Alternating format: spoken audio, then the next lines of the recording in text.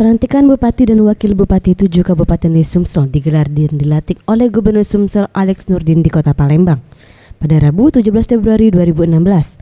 7 daerah yang memiliki bupati baru yaitu OI, Oku, Oku Timur, Oku Selatan, Mura, dan Muratara.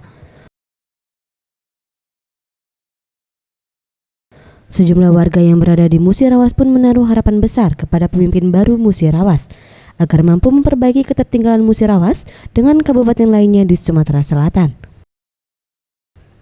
Seperti persoalan memajukan sektor pertanian, perbaikan pendidikan dan kesehatan, perhatian ekonomi rakyat yang saat ini terpuruk akibat murahnya harga karet dan sawit, serta dapat mensejahterakan rakyat kecil. Kalau harapannya tuh lebih bagus dari yang dulu, minta kesehatan, kartu kesehatan deh.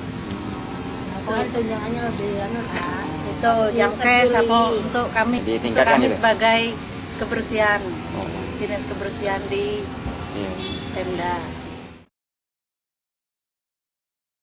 Ferry Setiawan, Sriwijaya TV.